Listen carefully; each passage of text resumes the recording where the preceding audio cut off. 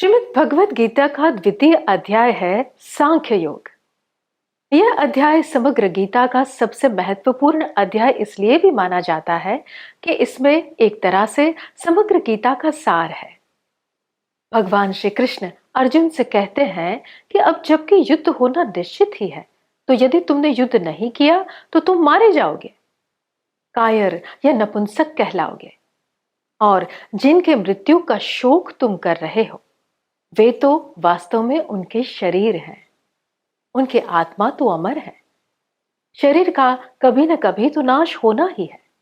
इसलिए किसी भी प्रकार के लाभ हानि, जय पराजय या सुख दुख का विचार छोड़कर युद्ध के लिए कृतनिश्चयी हो जा। इसी अध्याय में भगवान श्री कृष्ण ने स्थिर बुद्धि पुरुष के लक्षणों का भी वर्णन किया है। नमस्ते मित्रों, आज हम भगवत गीता का दूसरा अध्याय चैप्टर नंबर 2 सांख्य योग जिसका नाम दिया गया है, उस अध्याय के अंदर 72 श्लोक्स हैं उसके अंदर, जहां पे संजय के कहने से अध्याय की शुरुआत होती है। और शुरुआत के कुछ श्लोक के अंदर भगवान जो है वो अर्जुन को उस स्थिति से बाहर आने के लिए एज ए फ्रेंड, जिसको बोलते हैं ना, मैत्री भाव से उनको एडवाइस करते हैं। क्योंकि अभी तक अर्जुन को भगवान ने उपदेश शुरू करना नहीं किया। क्यों? क्योंकि अर्जुन ने शिष्यत्व स्वीकार नहीं किया है, अभी तक नहीं किया है। पहले चैप्टर में सिर्फ अर्जुन ने कहा है कि मैं युद्ध नहीं कर सकता हूं, मेरे अंदर की सारी शक्तियां चली गई है, तो मैं अवेलेबल नहीं हूं युद्ध के लिए, इतना कह के बैठ गया। फिर भगवान ने एज ए फ्रेंड, अरे क्या, चल उठ खड़ा हो जा और चल युद्ध कर, इस भाव से भगवान ने जो कुछ कहा तो कुछ श्लोक के अंदर कहा। मगर जब अर्जुन ने कहा उसके बाद जो अर्जुन ने कहा वो हम सबको हमारे माइंड के अंदर वो बराबर क्लियर करके रखना चाहिए। ये जो ज्ञान है ना, वो इंपॉर्टेंट ज्ञान अर्जुन ने कहा। अर्जुन ने कहा कि भगवान आप बोलते हो कि मैं युद्ध करूं, क्योंकि जब भगवान ने बोला कि अर्जुन तू खड़ा हो जा, और भगवान ने ऐसे शब्द बोले हैं भगवत गीता के अंदर, वो अर्जुन ही उनको सहन कर सकता था। क्लैब्यम मास्मगम पार्थ नहीं तत्त्वयुपपद्यते क्षुद्रम हृदय दौर्बल्य से त्यक्तोतिष्ठ परंतप। हे अर्जुन, न स्त्री न पुरुष, बीच वाले जो लोग रहते हैं उनके जैसी बात तू क्यों कर रहा है? डांट दिया अर्जुन को। वो क्षत्रिय था, वो राजा बनने जा रहा था। ऐसे व्यक्ति को ये शब्द बोलना सिर्फ भगवान श्री कृष्ण ही वहां कह सकते थे। वो बोला था कि अर्जुन खड़ा हो जाए, मगर अर्जुन ने कहा कि भगवान मैं अपने भाइयों से युद्ध कर सकता हूं, मगर जिसकी गोदी में बैठकर मैं बड़ा हुआ हूं, मेरे भीष्म पितामह, मेरे दादा जो है, मेरे गुरु द्रोणाचार्य जो मेरे गुरुजन है, उनको मैं कैसे मारूंगा? अब आप बात सोचिए कैसी स्थिति हुई अर्जुन की। जो ज्ञान गुरु दिया है द्रोणाचार्य ने उनको, जो भीष्म पिता सदैव उनको बहुत अच्छे चाहते थे, लाड प्यार से उनको बड़ा किया है। हर दफा भीष्म पितामह पूरी महाभारत में अर्जुन के पक्षधर रहे हैं। ऐसे भीष्म पिता जैसे दादा को और द्रोणाचार्य जैसे गुरु को मैं कैसे मारूंगा, ये प्रश्न रख देते हैं अर्जुन भगवान के सामने कि भगवान अब आप बोलिए कि इनको मारकर क्या मुझे पाप नहीं लगेगा? अपने गुरुजनों को मारकर मुझे पाप नहीं लगेगा? ये प्रश्न अर्जुन करता है। मगर उस समय अर्जुन के मन में ये नहीं आता कि स्वधर्म और ये पाप कर्म दोनों में क्या अंतर है। ये कंफ्यूजन है अर्जुन के लिए। और लास्ट में अर्जुन बोलता है, शिष्यस्ते हम साधिमाम त्वाम प्रपन्नम। हे भगवान, अभी आप मेरे कोई पितराई भाई नहीं रहे। आपका और मेरा जो संबंध है, तो जो कि संबंध लेसन है, आज लेसन बदल जाता है। मैं आपका शिष्यत्व स्वीकार करता हूं, आप मेरे गुरु है और मुझे मार्ग प्रशस्त करे कि मुझे क्या करना चाहिए।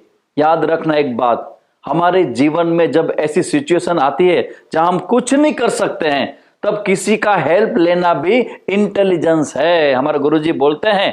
तो मतलब क्या होता है कि जब भी कोई मुश्किल आ जाए, ऐसी परिस्थितियां आ जाए, प्लीज टेक हेल्प अदर्स। दूसरे के पास जाकर उनके ज्ञान का लाभ हमें लेना चाहिए। और अर्जुन यहाँ शिष्य भाव से और भगवान को बोलता है कि मेरा गुरु बनिए, और जो मेरे निश्रेयस, मेरे जीवन में मोक्ष के प्रति कल्याणगामी जो मार्ग है वो मुझे प्रशस्त करे, वो मुझे दिखाइए। और फिर भगवान का पूरा उपदेश वहां से शुरू होता है दूसरे चैप्टर के 11वें श्लोक, असोचान्नवसोचस्तम प्रज्ञावादंश भाषसे। उस श्लोक से भगवान ज्ञान देने की शुरुआत करते हैं और 18वें अध्याय के 66वें श्लोक में वो भगवान अपना ज्ञान वह पूर्ण करते हैं। तो भगवत गीता का जन्म, अर्जुन का शिष्यत्व का भाव जब जगा, तब भगवान के मुखारविंद से वो भगवत गीता रूपी गीत निकला है। भगवान के 2 श्लोक के बारे में बताऊंगा, किसको बोलते हैं कि ये कर्मयोग क्या होता है।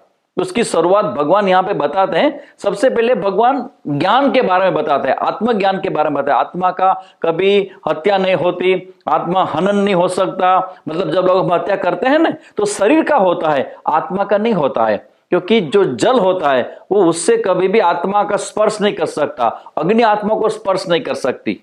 तो ऐसा जो हमारा आत्मा है वो हम है। अर्जुन तू क्यों चिंता करता है? मगर ये बड़ी बड़ी बात अर्जुन के समझ में नहीं आई, तब भगवान ने गेर बदल के कर्म योग की बात शुरू किया 39वां श्लोक से।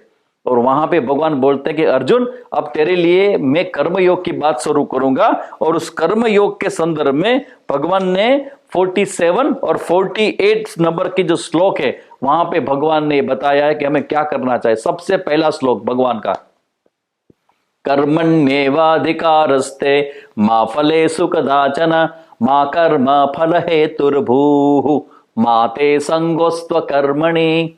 इतना बढ़िया श्लोक, इतना बढ़िया श्लोक है। पूरी पूरी भगवत गीता का जो बेस है ना, वो यहां पे आ जाता है।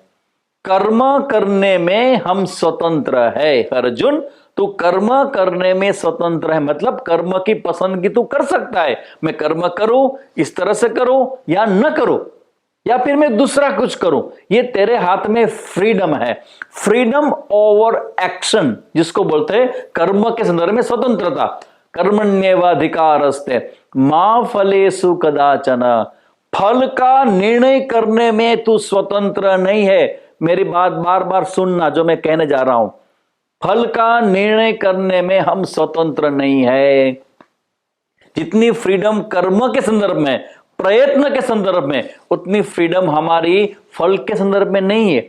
आजकल के बच्चे ये बात नहीं समझते हैं, और वो क्या चाहते हैं कि उन्होंने जो डिसाइड किया है, उन्होंने जो संकल्प किया है, उन्होंने जो सपने देखे हैं, इतना ही फल मिलना चाहिए। जरा सा भी कम मिल जाए वो फ्रस्ट्रेट हो जाते हैं।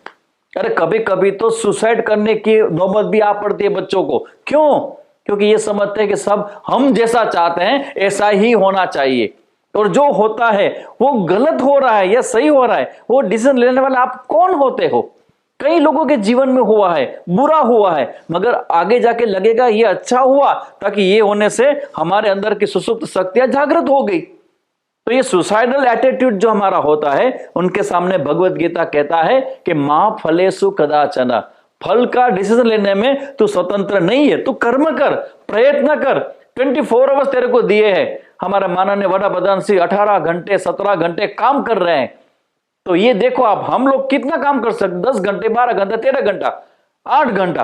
लोगों की जब मैं पूछता हूं तो लोग बताते हैं हम तो इतना काम कर सकते हैं, मगर काम करने की स्वतंत्रता हमारे को भगवान देते हैं। एवरीडे 24 आवर्स भगवान हमें देते हैं। कितना आप सोते हो, कितना काम करते हो, और फिर कितना काम किए बिना पड़े रहते हो, जिसको हम प्रमाद बोलते हैं। भगवान यहां रेड जो बोलते हैं ना कि लाल बत्ती बताते हैं, रेड लाइट। यहां पे क्या कि वो बोलते हैं कि माते संग तु अकर्मणि, कर्म नहीं करने में तेरी प्रीति न हो। मैं नहीं करूंगा, ये हो गया, मेरा काम नहीं है, मैं अभी नहीं करने वाला, मेरा मूड नहीं है। इसी डायलॉग हर रोज आजकल घर में सुनाई देता है। मेरा मूड नहीं, मैं काम नहीं करूंगा, पड़ा हूं, क्या बात है, अभी तो ये विंटर का सीजन है, बहुत ठंड है, मैं उठूंगा नहीं, जल्दी नहीं उठूंगा, स्कूल नहीं जाऊंगा, ट्यूशन नहीं जाऊंगा, जिसको हम प्रमाद बोलते हैं। भगवान श्री कृष्ण पूरे ब्रह्मांड के रचयिता मनुष्य को समझाते हैं कि ये जो प्रमाद वृत्ति है वो अच्छी नहीं है। तू कभी प्रमाद मत करना। जितना तेरे को समय दिया गया है, जितना तू कर्म कर सकता है, जितना प्रयत्न कर सकता है, वो प्रयत्न कर, और जो रिजल्ट आए वो रिजल्ट तेरे हाथ में नहीं है, वो मेरे हाथ में है, भगवान बोलते हैं। तो रिजल्ट के बारे में हमें क्या सोचना है? आगे जाके इसी अध्याय में भगवान बोलते हैं प्रसादे सर्व दुखानाम हानि रस्योपजायते। प्रसाद बुद्धि से रिजल्ट को एक्सेप्ट करना है, कर्म हमें करना है, प्रयत्न हमें करना है, मगर जो रिजल्ट आता है, जैसे मैं अभी आपके सामने बैठा हूं और आपको समझा रहा हूं भगवत गीता, तो जरूरी नहीं कि जो मैं समझाऊं वो पूरे के पूरे आप समझ जाए, मगर मैं प्रयत्न तो कर सकता हूं और प्रयत्न करके मैं भगवान के चरणों में अर्पण करता हूं कि भगवान तूने मुझे बोलने की शक्ति दिया है, मेरे गुरुजी ने मुझे ज्ञान दिया है, वो ज्ञान में निष्काम भाव से लोगों की ओर थ्रो करता हूं, जिसको जो समझ में आ जाए उनका काम हो जाएगा। तो जिसको बोलते हैं कर्म योग, योगस्थ कुरु कर्माणि संगम त्यक्त्वात्म शुद्धये। ये जो शब्द यहाँ पे कहा है ना भगवत गीता में, ये कर्म योग के बारे में, योगस्थ कुरु कर्माणि, योग का मतलब होता है भगवान को ध्यान में रख के अपने स्वधर्म का कर्तव्य कर्म का कर, और जो रिजल्ट आए वो प्रसाद बुद्धि से एक्सेप्ट कर, तो तेरे जीवन में कर्म तेरे को लोप नहीं करेंगे, मतलब तेरे को बंधन में नहीं डालेंगे। तो भगवत गीता हमें समझाती है कि कर्म ही करना है, प्रयत्न ही करना है। मुझे लगता है कि इसी उपदेश से बहुत सारी यूनिवर्सिटीज पूरे वर्ल्ड में, बहुत सारे कंट्रीज में हमारी भगवत गीता पढ़ाई जाती है। बात सुन लेना, ये बहुत सारे देश में हमारी भगवत गीता यूनिवर्सिटी में पढ़ाई जाती है। क्यों? क्योंकि ये कर्म के बारे में बहुत अच्छा ज्ञान देती है। तो आज ये सेकंड चैप्टर जो है सांख्य योग है, वो कर्म योग की बात करके भगवान बोलते हैं अर्जुन को, और फिर अर्जुन पूछता है कि भगवान ये जो कर्म योग के बाद जो ज्ञान होता है वो ज्ञानी कैसे रहता है, जिसको बोलते हैं स्थित प्रज्ञ से का भाषा। स्थित प्रज्ञता की जो लैंग्वेज में अर्जुन का जो क्वेश्चन है ना, वो स्थित प्रज्ञ के बारे में, और भगवान उनका जो उत्तर देते हैं वो 54 से लेकर 72 तक ज्ञानी कैसे रहता है, कैसे सोचता है और क्या क्या जीवन में करता है, और अपना एक्शन रिएक्शन ज्ञानी के जीवन में कैसे काम करते हैं, वो सारा साइंस भगवान ने सेकंड चैप्टर में दिखाया गया है। कभी समय मिला तो हम लोग उसके अंदर डीपली जाएंगे और पूरा समझेंगे। आज तो यहीं तक रखते हैं, और फिर नेक्स्ट टाइम हम तीसरे चैप्टर की बात करेंगे। ओम तत्सत।